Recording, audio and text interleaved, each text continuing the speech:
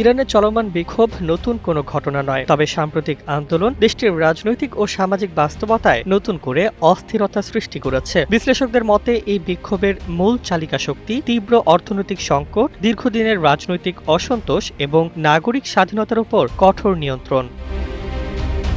ইরানের অর্থনীতি বর্তমানে চরম চাপে রয়েছে। আন্তর্জাতিক নিষেধাজ্ঞা, দুর্বল অর্থনৈতিক ব্যবস্থাপনা ও মুদ্রার ব্যাপক অবমূল্যায়নের ফলে সাধারণ মানুষের জীবনযাত্রার ব্যয় বহুগুণ বেড়েছে। নিত্য প্রয়োজনীয় পণ্য, খাদ্যদ্রব্য ও জ্বালানির মূল্য বৃদ্ধিতে মধ্যবিত্ত ও নিম্ন আয়ের মানুষ সবচেয়ে বেশি ক্ষতিগ্রস্ত হচ্ছে। কর্মসংস্থানের সুযোগ কমে যাওয়ায় বেকারত্ব বেড়েছে, বিশেষ করে তরুণদের মধ্যে হতাশা চরমে পৌঁছেছে।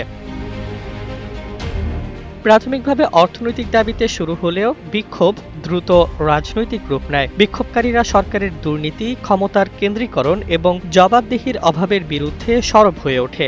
দৃঢ় বন্ধনের আস্থায় শক্তিশালী স্টিলের আরেকটি নাম জেডএসআরএম। অনেক জায়গায় শাসন ব্যবস্থার পরিবর্তন ও সর্বোচ্চ নেতৃত্বের বিরুদ্ধে সরাসরি স্লোগানও শোনা যায়, যা এই আন্দোলনকে আরও সংবেদনশীল করে তুলেছে। এছাড়া সামাজিক ও ব্যক্তিগত স্বাধীনতার প্রশ্নও বিক্ষোভকে তীব্র করেছে। নারীদের ওপর কঠোর বিধিনিষেধ, মত প্রকাশের স্বাধীনতার সীমাবদ্ধতা এবং রাষ্ট্রীয় নজরদারি জনগণের মধ্যে দীর্ঘদিনের ক্ষোভ তৈরি করেছে। নিরাপত্তা বাহিনীর কঠোর দমন নীতি, গ্রেপ্তার ও ইন্টারনেট বন্ধের মতো পদক্ষেপ পরিস্থিতিকে আরও উত্তপ্ত করেছে।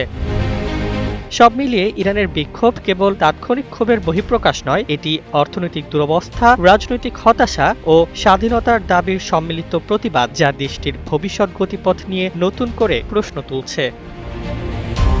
ডেস্ক রিপোর্ট, জয় জয় দিন।